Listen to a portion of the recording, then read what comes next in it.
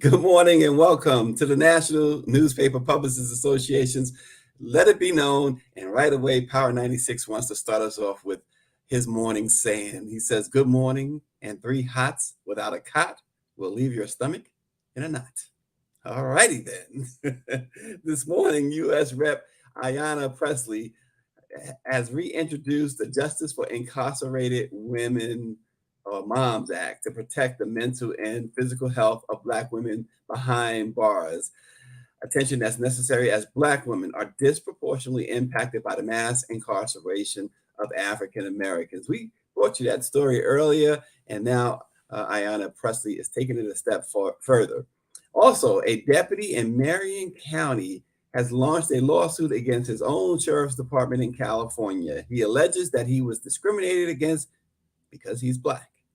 According to the Mercury News, David London alleges that during his 11 years on the force, senior leadership with the Marion County Sheriff's Office subjected him to a variety of offenses, including racist, tokenization, and microaggressions, holding him to standards of conduct different from deputies and giving him biased performance assessments.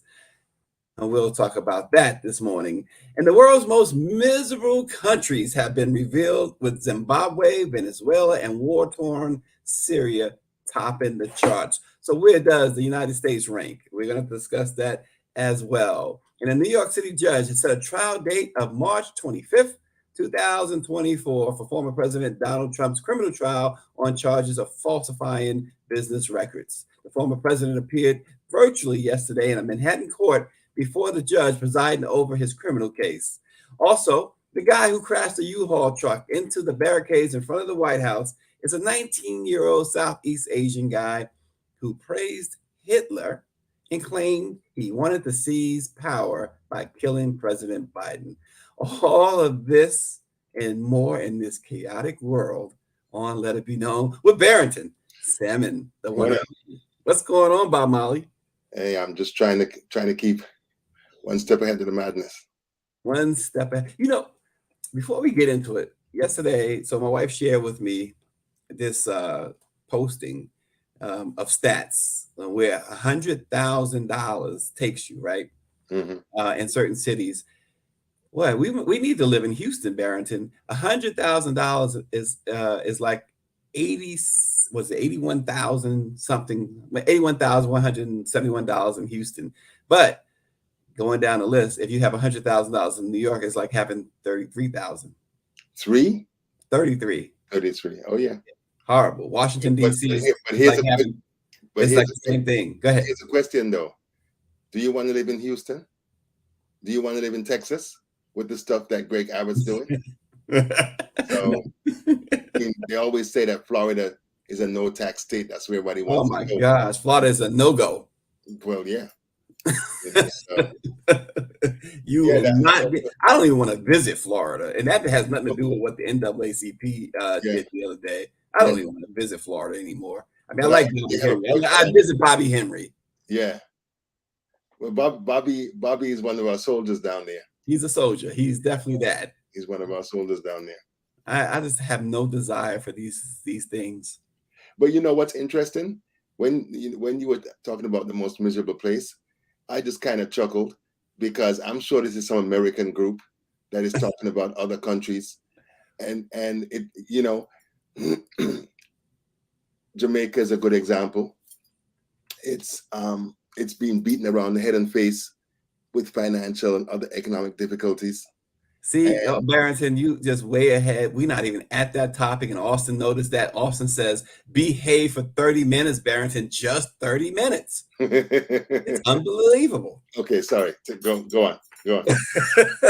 He's wearing a Bob Marley shirt, so he think he can run stuff with the Bob Marley. No. I've been running stuff for a long time, bruh. Oh, okay. So, Barrington, we start with U.S. Rep. Ayanna Pressley. She reintroduced the Justice for Incarcerated Moms Act. She says that mothers, especially Black moms, need to be protected. It protects the mental and physical health of Black women behind bars is what this act does. She says too often incarcerated pregnant people are forgotten and ignored, and their maternal health, particularly for Black women who are in prison at twice the rate of white women, suffer because of it. Yeah. I hope that her act, I hope that the impact of her act is gonna filter down to the state and local level, because a lot of times when you pass a bill that is federal, it has no effect on the places and spaces that it really that really need it, because as much in much the same way that you have 18,000 police departments and no one philosophy, no one governing entity, they can do what they want. Right. And a lot of these prisons and jails and stuff, they'll do the same thing. I mean, it is a travesty. It is a shame that so many people. America only has a quarter of the world's population, and they have more than 2 million people in jail and prisons, and the majority are Black and brown people. And with, as you said, the number of women being put behind bars increasing in exponential numbers. Absolutely. And so I know Pressley's bill aims to end the practice also of shackling pregnant women. Yeah. He wants to provide financial resources for correctional facilities that offer mental health programs for incarcerated pregnant women. And she wants to establish the first comprehensive study on maternal mortality and maternal morbidity for incarcerated women. That's I think is very important. But here's the problem, though. The problem, of course, obviously, the first problem is that you're talking about majority Black women. But secondly, the problem is that you're talking about women overall. Yeah. This is a nation of the leadership in this nation overall, meaning those in power, Congress, Senate, everywhere, have very little place very little value on women in general. Yeah. So that's I think, Barrington, is an obstacle that you're going to need more than just Ayanna Pressley to overcome. Yeah, and the thing is that nobody really wants to talk about that reality. I've said for a long time that America generally hates women in terms of the things that they do, in terms of the salary disparities, in terms of the way that, and I mean, we're looking at the Handmaid's Tale now in terms of what the Supreme Court Republican dominated state legislators are doing to shackle women, to block them from exercising reproductive autonomy.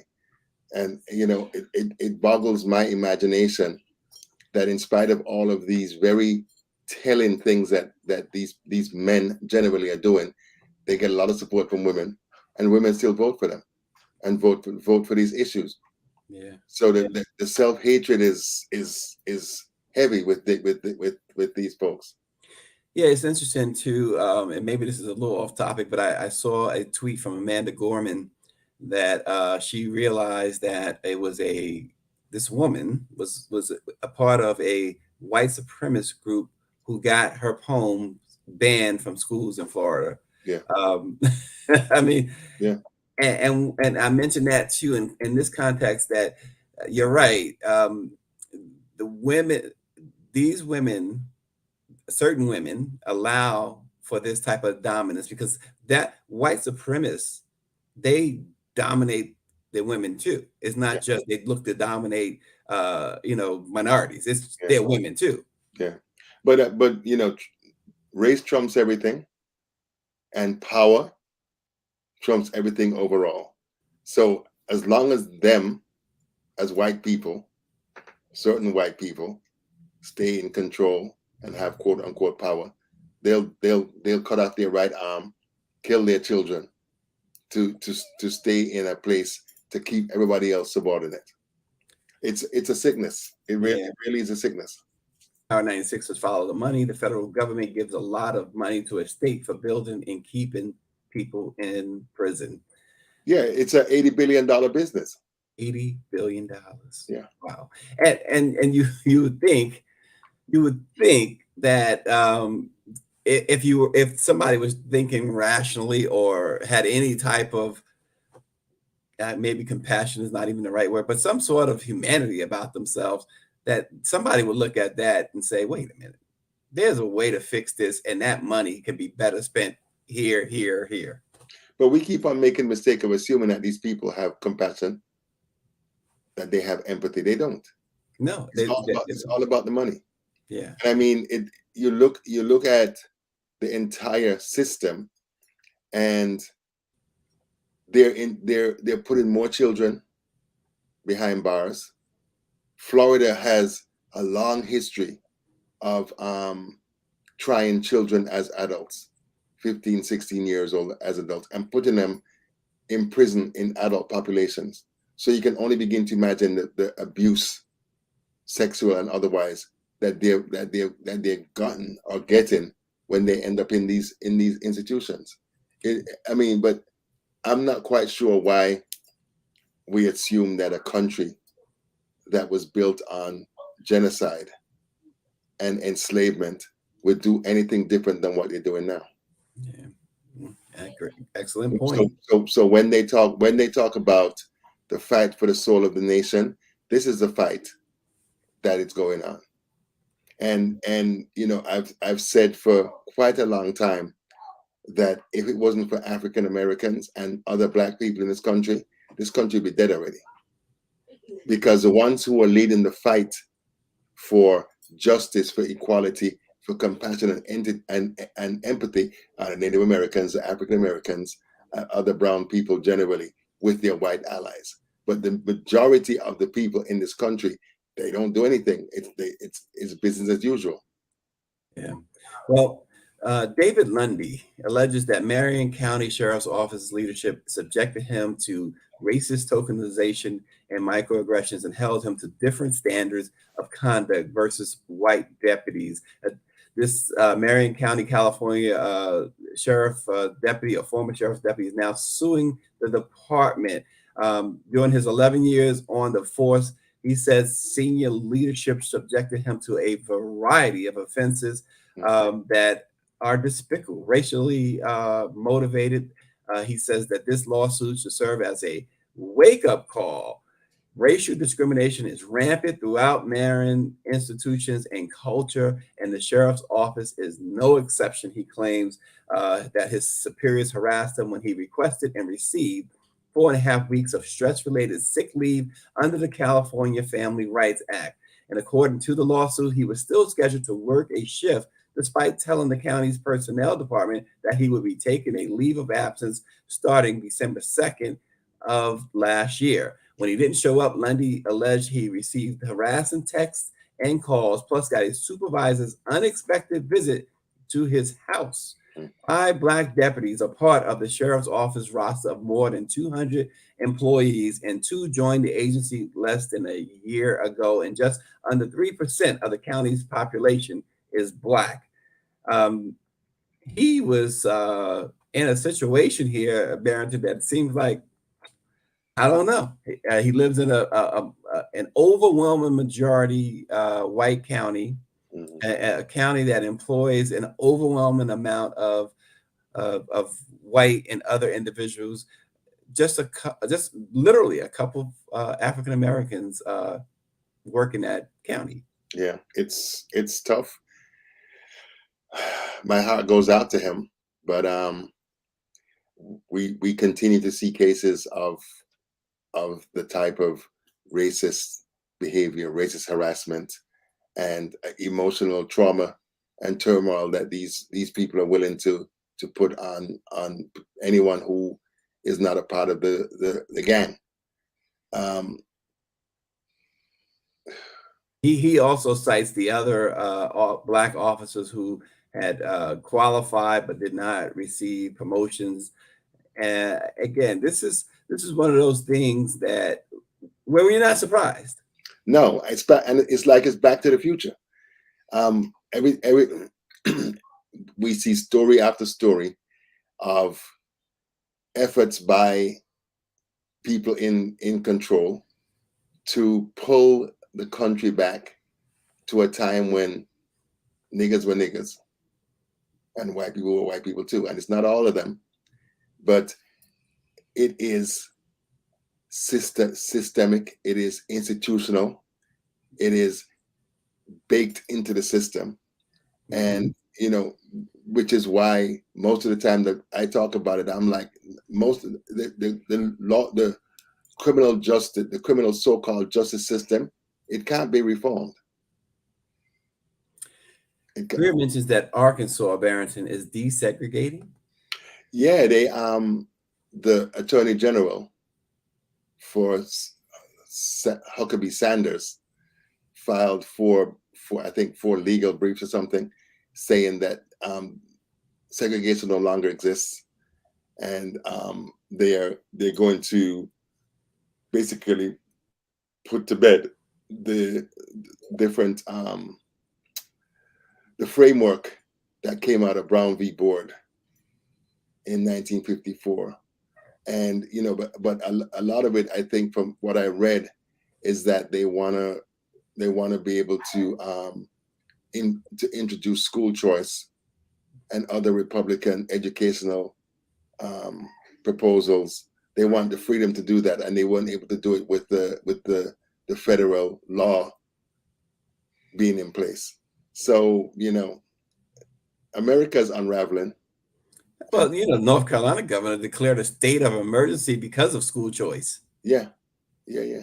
A state of emergency. Yeah. That's where things are, right? Well, that's where things are, because when you control, but you see that we have had this conversation before. Mm-hmm. Why would an oppressed people allow the oppressors to educate them? And that's what's going on. And so the conservatives, the far right, the Christian nationalists have as the Satan in Florida, and that idiot Greg Abbott in Texas, they are basically introducing the Christian nationalist ideas into politics, into the political structure, into schools, into universities, and all that stuff. So and speaking of DeSantis, or the Satan as you call him, he is going to officially launch his presidential campaign with Elon Musk. Elon Musk. When I read that, I wondered who the hell his advisors are. They're a bunch of idiots, bruh. Well, no, so Phyllis from the Tennessee Tribune was on with us yesterday, and she said, when they tell you who they are, when they show you who they are, believe who they are. But what are we doing about it, though, Stacey? What are we doing about it? Because every day they show us who they are. Mm-hmm. What are we doing about it? I'm looking for you to tell us the answer. I have been having interesting conversations with folks, and there are a number of people who are like, maybe no Black person should vote. Something surfaced again yesterday along those lines about, and we talked about, in fact, I had asked Phyllis about Ice Cube and his plan, but Ice Cube, now I couldn't identify the source of his comments, so I don't know if Ice Cube actually said this or not, but this was like a hot topic on Twitter last night.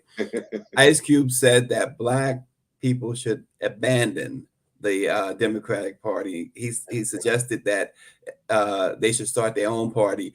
Again, I saw this all over Twitter. I searched high and low for source.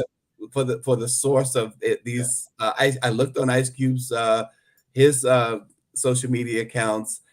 He had posted several things, but I could not find him directly from him. So let's not kill the messenger here. No. Ice Cube. I mean, I'm not certain, but he's so many people attributed these comments just yesterday to him. Yeah, I mean, I have no problem with folks having that conversation, because you're damned if you do and you're damned if you don't.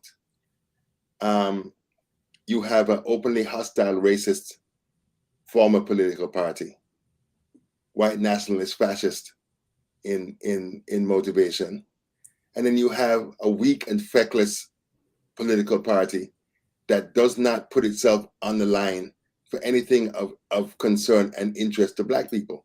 So, I mean, it's fair to ask yourself, do you want to continue to be a part of this system?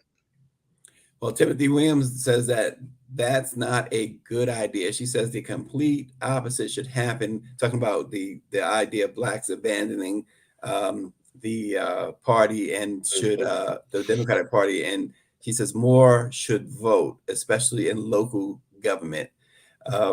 And that's, you hear people, there's a lot of people on that side of the aisle too, right, Barrington? Yeah. Oh, for sure. Because there is always a question that if you decide you're not going to participate in the electoral system, then what next? Well, and then there's the argument that you probably need to have a rolling plan, because do you think, let me ask you this, because it appears to me that, fair or unfair, when the first 2 years in office of this administration, the Biden-Harris administration, you had a friendly, well, supposedly a friendly House and a friendly Congress, meaning that they all was of the same party. The White House, the Congress, and the Senate was all of the same party, and yet George Floyd Justice and the Police Act, the Voting Rights Act, all these things did not happen. But listen, so people got this administration needs to decide, should have decided, how it was going to deal with Mitch McConnell in the Senate. Because they can't get 60 votes to do anything. Right. And and you have, but the argument was in Sinema and Manchin, right, who refused to. I mean, Sinema actually finally showed her true colors. She left the party. Yeah, because she voted against killing the filibuster that would have helped them to federalize protections for but Barrington, abortion. Barrington, here's the thing, and I think Greer and I had talked about this numerous times back then. The thing is, when you mentioned Mitch McConnell, when he had control of the Senate, right? When the Republicans were the majority in the Senate, Mitch McConnell did not allow anything to stop his agenda. Yeah. When there were rogue Republicans, right? Somehow he found a way to put them in line. Yeah. So Chuck Schumer and Joe Biden was not able to do that with Kyrsten Sinema and Joe Manchin. Yeah. Why? We can't say, but the thing is, if there's, that saying, if there's a will, where there's a will, there's a way. Yeah. On the Republican side, whenever there's a will, they'll find a way. Yeah. But I don't know that Democrats even are willing to acknowledge that what used to be the Republican Party is only intent on maintaining power. They don't give a damn about anything else. There are two things that the Republican Party represents: staying in power and giving tax cuts to the rich and uber wealthy. They don't give a damn about anything else. And that's why you have that idiot Kevin McCarthy running around talking about cutting 20% cuts in Medicare, in food stamps, and other programs. They just passed a $760 billion defense package. He says that's off the table. Yeah. It's some garbage, bruh. Yeah. And it's unsustainable. Timothy Williams says that Manchin needs to be primary. Well, the problem with that, it's almost impossible to do that in West Virginia.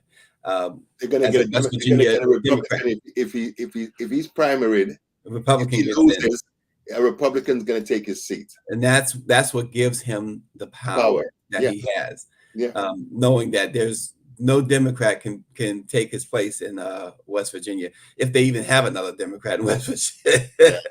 Yeah. But think about this. West Virginia has voted for Republicans forever.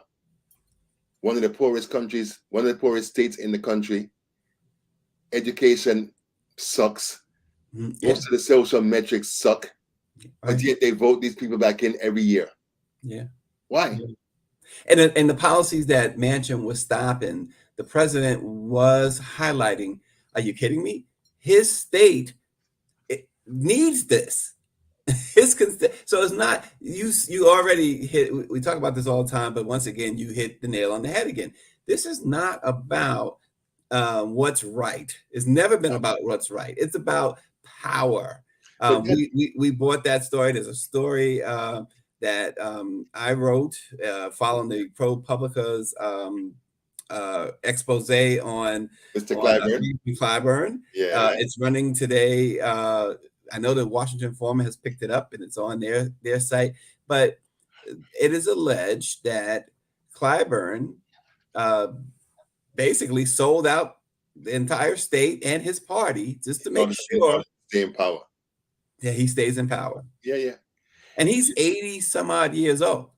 If that is true, and Clyburn's office has not necessarily denied this, they had to go. Clyburn was brought up in a Supreme Court argument on redistricting, and the Republicans did say, "Look, he agreed." Clyburn. Yeah, I read the ProPublica piece. I don't see anything in there that indicates to me that they weren't telling the truth, and I don't. They wouldn't have put themselves out on a limb if it was sketchy. I believe that it happened, and it's interesting because I have been very critical of him because when Biden was running for office, the thing that made me want to punch a television set was that he said that, you know, with the George Floyd police reform bill, that they don't have a problem. He and his boys don't have a problem with them keeping qualified immunity. And I was like, what the hell?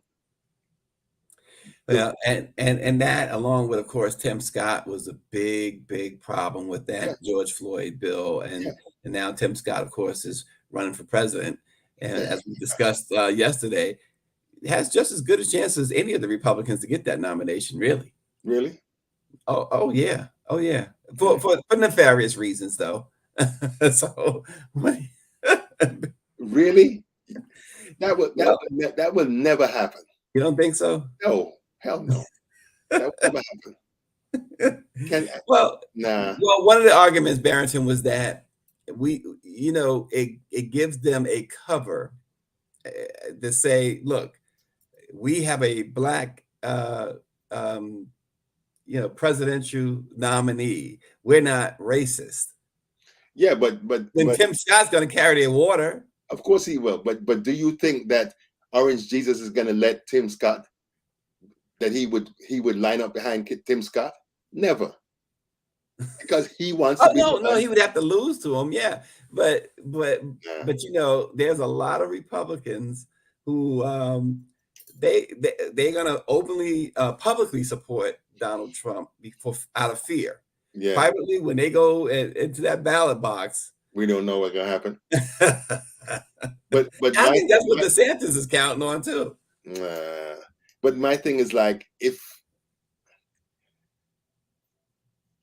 the party, what used to be the Republican Party, man, no, because if Kevin McCarthy wrap his mind around it, I do, because if Kevin McCarthy had not gone to Mar-a-Lago after January 6th, they wouldn't have to be dealing with Trump. Yeah. Well, if Mitch McConnell, oh God, no, please don't do that. Rare, please don't do that. That is disgusting. They put that up, and then they put up a picture of him next to the Bill Cosby character Mushmouth. Yeah. But he had the audacity. He had the audacity to be quoting Martin Luther King. Yeah. During his announcement, and I was like, these, like, the type of words that I want to say, I cannot say this morning because I'll get in trouble. Yeah, but every time I think about them, they really make me sick. Wow. They really make me sick. A very tame Barrington salmon. Mark it down. Oh, It's do you want 8:03 a.m. on May do 24th. you want tame? No, you're good. You're good. Good. I'm just making an observation. I can Austin said at the beginning to behave yourself for at least 30 minutes. We passed the 30-minute mark, so I'm a little afraid. I'm a little afraid right now. Oh, you're afraid I might go out with a bang? Well, listen, if you going out, you definitely going out. There's no question about it. There's no other way to go, bruh. No other way to go. But I honestly think that all of us who sit on the other side of these white nationalists, these militia types, what used to be the Christian fascists and stuff, we need to, if we haven't already, because nobody seems to know how to deal with these people. They're very well organized. They're very well financed. I mean, I had to chuckle because I put a post up on Facebook about Moms for Liberty, and a white friend of mine said, "Oh no, but they're not that bad. I heard the head of the group." I'm a white friend now, right? No, we still talk because I'm like Charles Darwin. I'm trying to study and understand why certain people think the way they think. And she was like, she didn't sound so bad. She just wanted to protect her children. And I was like, nah, that's the ruse. But the thing is that there is such an extensive network. Koch brothers financed, Mercer financed, I guess Holland Crow financed. Yeah. Because think about this. Some unknown donors gave that dude Leo from the Heritage Foundation, the one that gave Trump the list of judges to be considered for the Supreme Court. Somebody gave him $1.5 billion to advance a conservative agenda. There's no parallel on the quote unquote left-wing progressive side. So a lot of these issues are being opponents are being buried by the amount of money that these people are spending. Dark money going into election races and all that stuff. You know what's interesting? Yesterday I met with Ambassador Andrew Young, and he was telling me, how is he? He's good. He's very much 91 years old. 91. Yeah, 91 or 92. Yeah. Wow. Okay. And it was interesting because we were talking about, I asked him about the way things are today, what they fought for. He talked about how the Democratic Party, and we all know this, right, used to be the opposition to Black folks' party, like the Republicans are today. And he said that one of the things that they were afraid of with the Democrats was stacking the courts back then. And now you see the entire opposite. Got some great stuff from the ambassador. I'm going to be reporting on that in the coming days. But it's so interesting how that's flipped, right? And when you think about how deep they've gone, this is why you got Carrie Lake running around to all the different courts still. Right? Oh, there's me and the ambassador. You got Carrie Lake still running to these different courts because she's searching for the judges who they appointed. That's going to rule in her favor. Yeah, Trump has repeatedly done the same thing, right?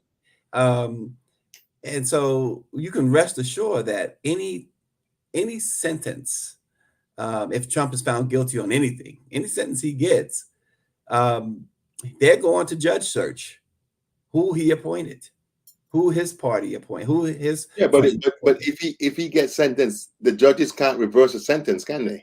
No, they can throw it out. Appeal. They can throw it out on appeal, is what I'm saying. Oh, they can? Oh, without question. I mean, you have the right to appeal. Yeah. And that's and see, the biggie the big case, of course, would be if the special prosecutor does bring January 6 charges against Trump. Oh, you mean when he brings the charges? When he Because brings, he gonna charge him. yeah. And so here's the thing. So a district judge in Washington would probably run that trial well, and a jury, of course, if they convict Trump, whatever, it's going to the next level. And then appeals court's gonna and it's not like they're gonna remand him to prison. But you know, one of the things that is always central in my mind is that what we're seeing is the illegitimate nature of just about every institution in this country. The legal system is bullshit. The courts, the high court is garbage. Politics is the same. So it makes people's heads spin because there is no one that we, the ones who are most affected, the ones who most of the proposals and laws and all this stuff is affecting, there's no one to turn to. Yeah. And that's why I say burn the goddamn thing down. Burn it down. Here we go. Here we go. We need to, when he says that, Greer, we need to have this whole explosion and fire thing as a meme or something, because that's burn it down. And the singer Burton is watching, and the singer, congratulations. I saw when the singer posted recently that she's retiring. Congratulations. Awesome. I wish I could retire. Go ahead and retire. Mimi don't mind. Oh yeah, right. you of all people know that sometimes being a journalist is precarious business. We're not retiring wealthy. No, not in the least bit. And my thing is like I'll be working until my brain just goes. That'd be it, huh? That's it, right? He gonna die at the typewriter. Yes, sir. I said typewriter too. Listen to that. Look how far we go back. I know. Typewriters. Hey, typewriters in the duodecimal system, going to the library and going through library. Microfiche. Huh? Microfiche. Yeah, that's I guess we're anachronisms, right? I used to go into the Daily News. I used to work for the Daily News of Los Angeles. That was my first job. Yeah. In journalism, and you have to research a story, and you have to get the microfilm and this and put it in the little.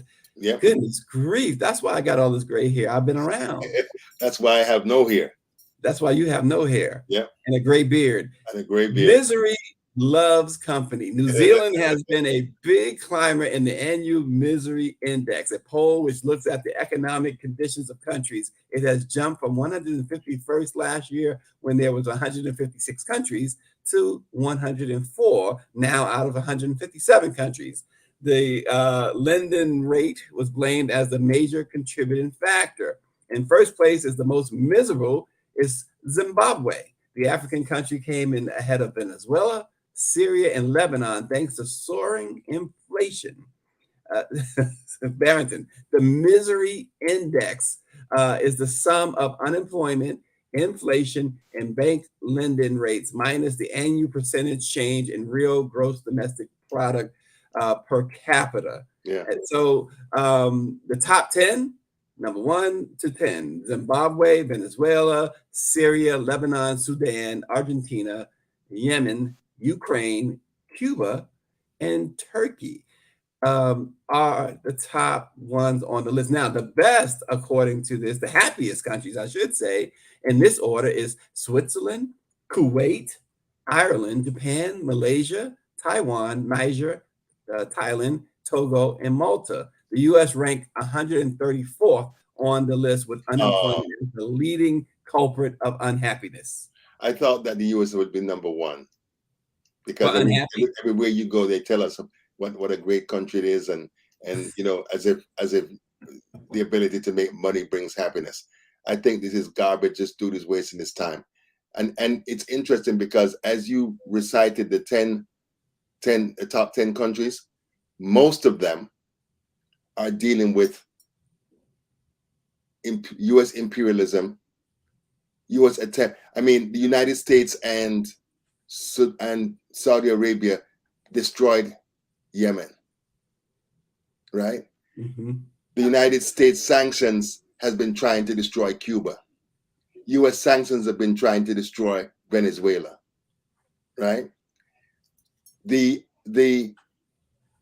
U.S. economic system, the capitalist system is one of the main factors driving misery. And it's interesting because you can go macro and micro. When I go to Jamaica, which is dealing with high, they owe, I think they owe they owe the World Bank and the IMF so much money, and there's constant pressure on them. Like, there have been negotiations for the government negotiating with the World Bank and the IMF, and the United States tells them, you need to fire X number of public servants, 10,000, 20,000 public servants, and open your markets to U.S. products. They're not talking about that. I'll tell you what, this debt ceiling deadline is fast approaching. It's just days away. Yeah. Misery, here comes some company. But That's for sure. But I would beg to differ, Stacey, because COVID-19 exposed all of the weaknesses in this country and other places. Mm-hmm. Structural weaknesses, institutional weaknesses, disinvestment in healthcare, disinvestment in mental health, and over bloated police budgets, right? Yeah. Continuing to imagine the Republican Party tried to dismantle Obamacare. They voted to dismantle Obamacare 63 times. Yeah, Barrington, so let me stop you there for one quick second, because I meant to ask this of Phyllis yesterday, because we brought up Obamacare yesterday. The one thing, sometimes we can be critical. We have been critical of the former President Obama.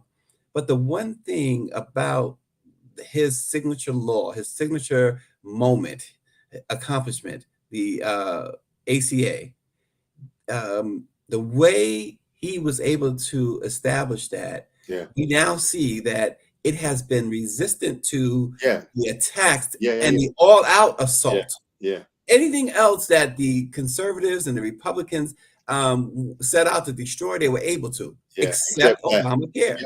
What was in that? What was the poison pill? I don't know what the poison pill was, but I have been reading that they developed it in such an intricate way. The framework was so intricate, and it attached itself to so many different parts of the system that they've been unable to unravel it.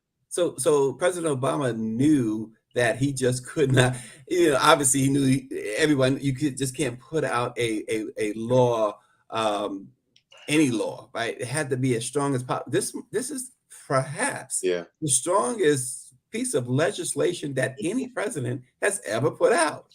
It's possible because remember, think about the fact that as soon as he came in 2009, the Tea Party came into being. Yeah. And everything that he did. I mean, I saw a clip yesterday of Mitch McConnell crowing about the fact that we're going to make Obama a one-term president.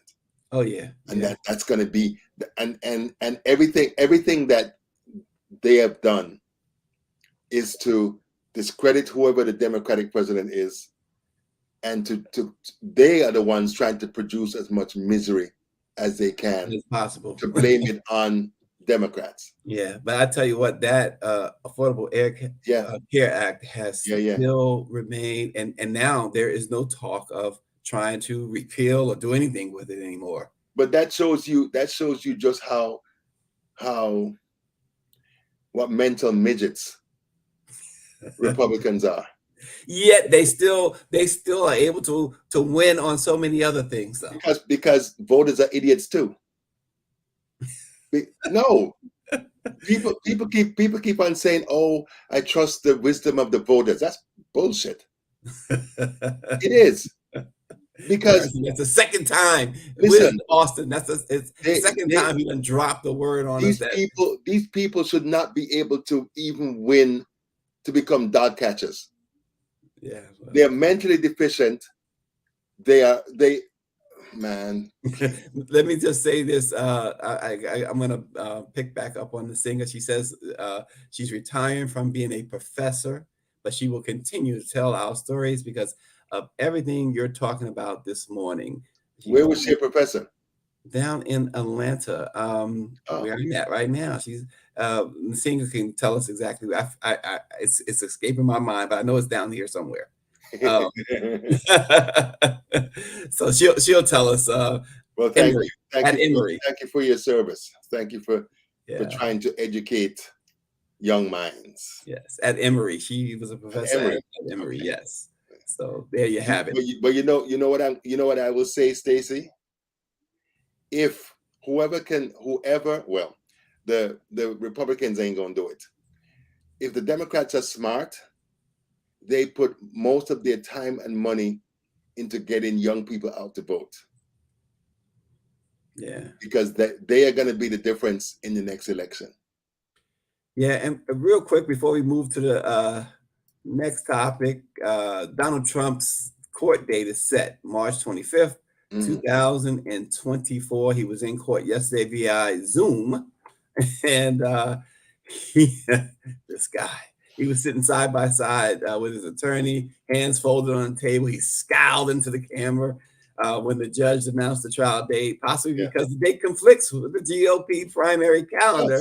It does, but that's good though. You know, I don't know why he put them 2 American flags behind him, because he's a traitor. He deserves to be in prison for the traitorous things he's done. And did you see? I'm sure you saw the story about the 500 people that that Russia has sanctioned. Yes, all of them, and all of them stated enemies of Trump. This is what his attorney said, and you expected this. This is his attorney said yesterday, quote, President Trump is running for president of the United States and is the leading contender. He is very much concerned that his First Amendment rights are being violated with the gag order. The judge says it's a protective order, not a gag order that was issued, because he keeps spouting off about the case and certain pieces of evidence that he's privy to. This lawyer says, the judge says it's certainly not a gag order, and it's not his intention to impede Trump to campaign for president. He's free to do just about anything that he does not violate the terms of this protective order. That's all the judge is asking, that he don't violate the protective order. He can't do that. He doesn't have the right. He's incapable. We know that, and he'd be the first to tell you he's incapable. He pleaded not guilty last month to 34 felony charges of falsifying business records. Of course, it all stems from a $130,000 hush money payment to an adult film actress, Stormy Daniels, whom he's alleged to have had a extramarital affair with. But I don't know. I'm not sure. Is it still alleged? Well, or do we say that? Do we say need a lawyer? Because the case, if he got charged, so it's alleged. If he got convicted, how is it alleged? He's not convicted, right? That other the civil trial was E. Jean Carroll. It's a rape. No, but didn't. Didn't the 34 counts that he was found guilty of come from the hush money? He hasn't been found guilty yet. They set a trial date, as we said, for next March. Oh, okay. So come on, Barrington. I guess we'll keep on throwing out alleged. 7 years. Come on. I guess we'll keep on throwing out alleged then. We have to say alleged. Otherwise, I don't know why they still keep on calling him President Trump, because he's not the president anymore. Well, that's like me calling myself my ex-wife's husband. No, but he really uses that a lot. He probably used it in a way that really makes it stand out, that you say, no, you're not president. But in all actuality, all former presidents, living former presidents, are still referred to as president. Carter, Obama, Bush. But he's a liar, a thief, a con man, and a traitor.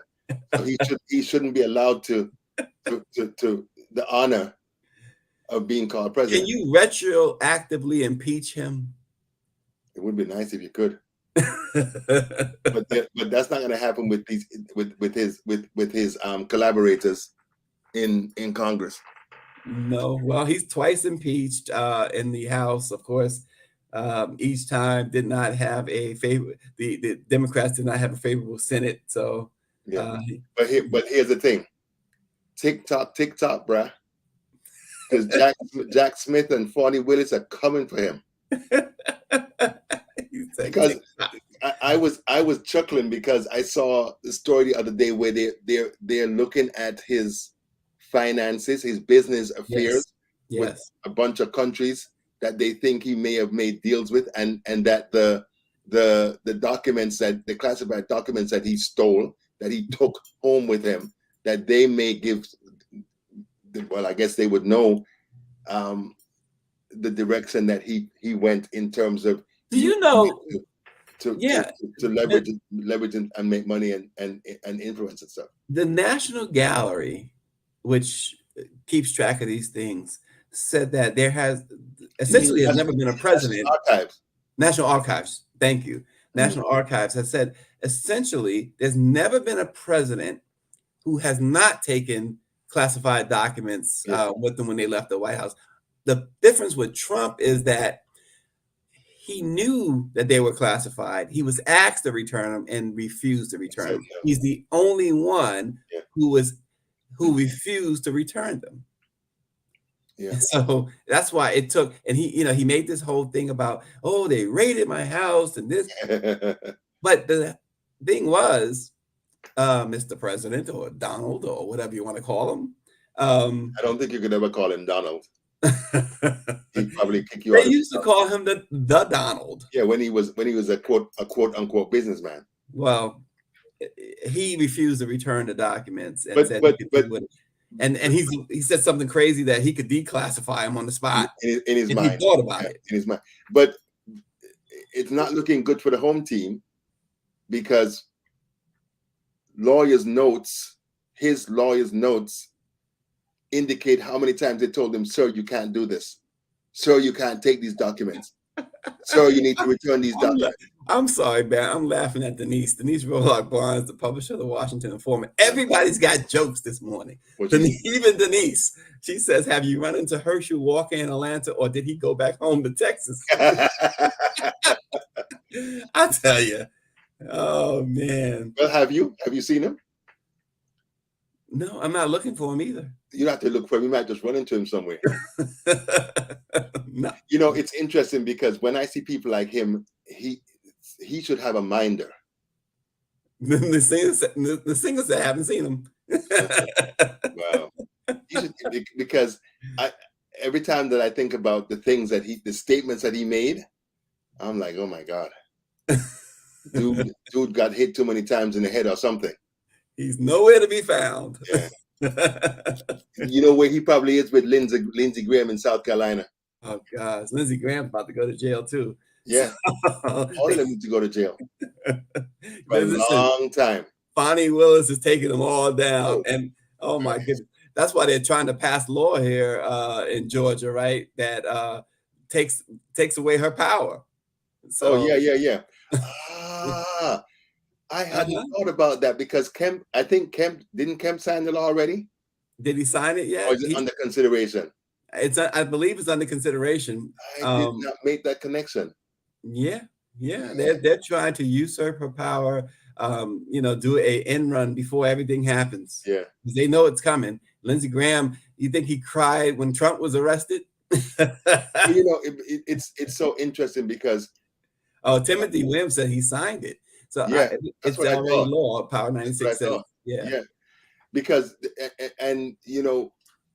mainstream media does such a poor job in telling the truth, because they're always comparing people like Kemp and Raffensperger, whatever his name is, to Trump, without letting us know that these guys are just a lighter version of the liars and thieves that's in the party, because Kemp is only the governor because he stole the election from Stacey Abrams. Yeah. With all of the voting, the scrubbing of the voting polls, with the lawsuit, with the charges that he brought against those people trying to get people to sign up to vote and stuff. So they're all the same. Yeah. So we got a Herschel Walker search party going on. Michelle Madison says, Herschel Walker, where are you? The law, Nsinga says, and I do now remember that it was signed in March, and it allows for the removal, she says, of local prosecutors in Georgia. And Austin, of course, chimes in that Walker and Tim Scott, are probably having breakfast at a Cracker Barrel in Atlanta. Hey, Tim Scott should choose Herschel Walker as vice president. That'd be fun. Oh, gosh. Twiddly D and Twiddly Dum. And Power 96, Tim Scott will be crying like, is it Stephen or Steven from Django? Steven, when his boo, Lindsey Graham, goes to prison. Wow. Everybody's coming with it this morning, I tell you. It's interesting because somebody really honestly asked a question the other day about why is it that Tim Scott is, I guess, 50-something years old, not married? And I was like, you don't know? For the same reason that Lindsey Graham still lives, he's single and still lives with his mother. In the basement. In the basement. On the computer. Did you see the dance that Tim Scott? Who has the better or worse dance, him or Trump? Greer threw that dance up there yesterday, and I almost could not continue on with the show. It was like, where did that come from? You know what's interesting? Tim Scott has, on a scale of 1 to 10, Tim Scott's personality is about a 2. The Satan, his personality is about a -10. These guys don't have any personality. None. When they do normal things, it looks so weird. Well, it was nothing normal about that dance. Dancing is normal, but when they do it, it's like, it's cringeworthy. Right. It was extremely cringe.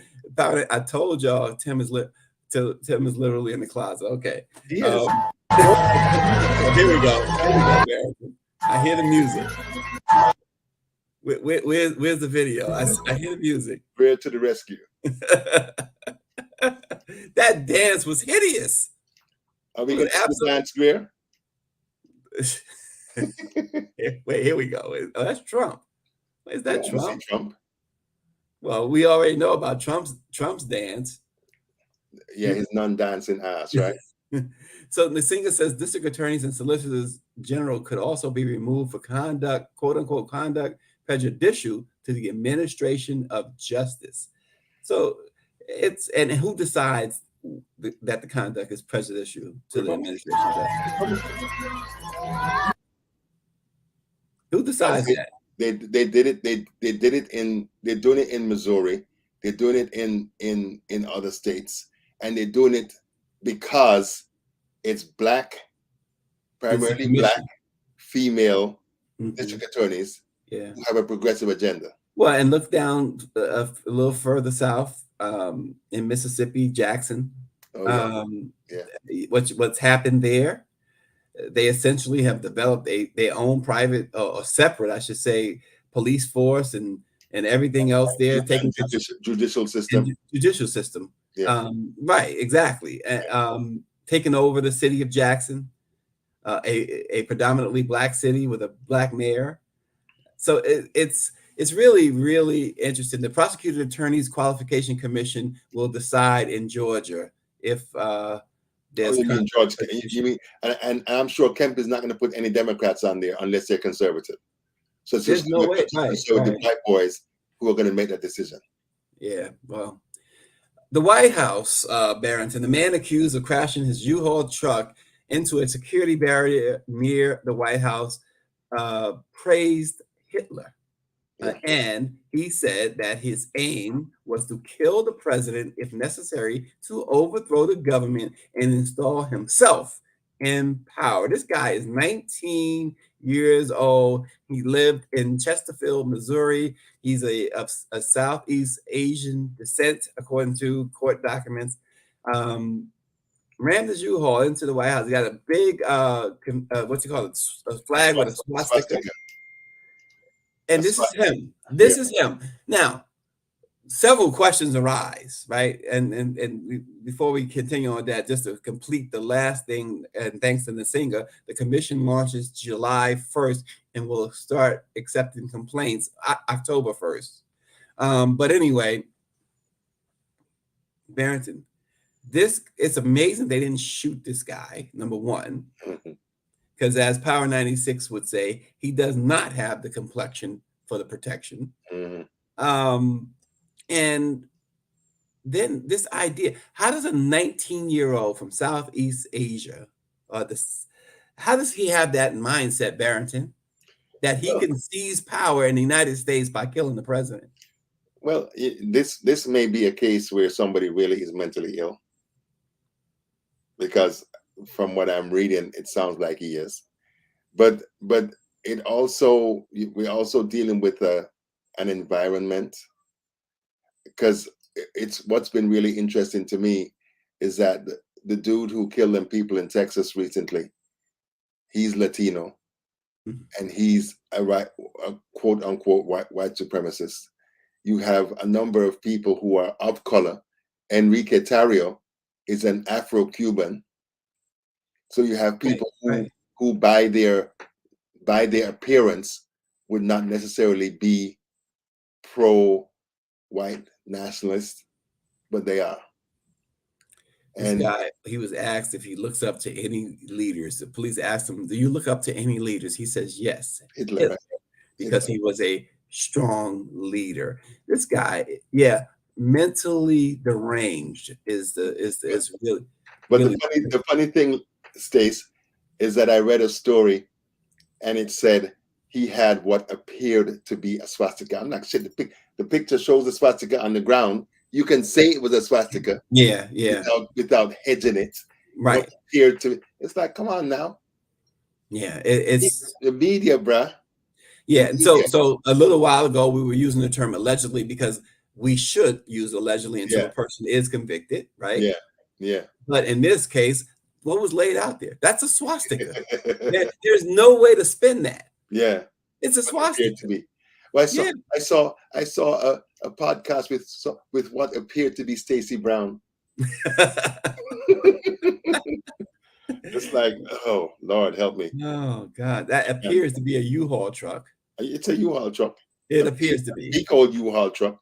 That appeared to be the White House. It appears to be a vehicle used to carry property and blah, blah, blah.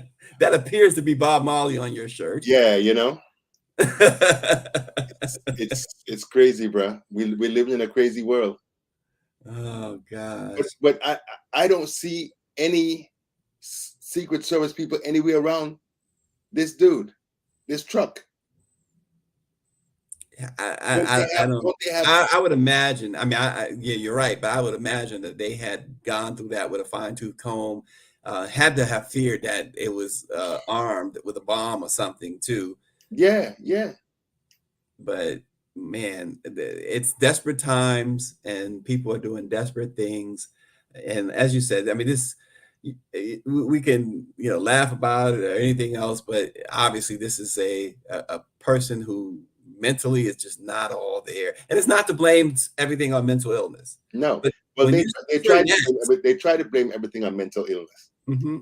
Every time that somebody kills a bunch of people, there's a mass shooting. They claim that it's mental illness, while refusing to admit that it's a radicalization, white nationalist radicalization that's leading them to do these things. Yeah, too many people. Like I think you said it best. There you go. It says GOP rhetoric has real world impact, and that's really what you just said. It really has a real world impact, and we saw that this week at the White House. We are seeing it everywhere. This incident at the White House, and seeing it in Florida every day. You're seeing it in Texas every day. You're seeing it everywhere. And that's just the way it is, as Gil Noble, the great Gil Noble, used to say. And I'll close with Nasinga says, we have no problem talking about Black Americans like Tim Scott and Clarence Thomas who align themselves with white nationalists and supremacists. And that is, as I said to Phyllis yesterday, one of the questions that she says, why don't we talk about people of color who do the same? And this show, we do, and we've been steadfast about that. And as I said on yesterday's program about Tim Scott and people like Clarence Thomas, my question remains: who hurt you? That's my question, because I mean, good Lord. Nonetheless, Barrington, it's always cool to have Barrington, especially when he turned us down yesterday. And this I didn't turn you down. I pulled an all-nighter, and I heard. Listen, Austin said you owe him a story, so I'm sure. No. Austin got his story at 1:05 this morning. Austin confirmed. Was Austin up to even look at? Oh, of course he wasn't. Oh, okay. He was asleep. He was asleep. Right? I tell you, you got to wake him up. I should have called him to wake him up at 1 o'clock. I need to do that next time. Yeah, exactly. Make Austin, sure. I just sent you his story. Austin does not need to sleep. Thanks, Nasinga. Thank you all for watching. Thank you, Barrett. Oh, he was tired from watching the other dude change his tire. Greer with the touchdown. Greer for the win. Austin was tired from watching that other dude. What was the dude's name? Enrique or something? I think she gave him for changing his tire. She gave him a name. I think it was like Enrique or something. Yeah. Oh boy. So there you go. Next time, wake Austin up. Thanks for watching, everybody. We'll see you tomorrow.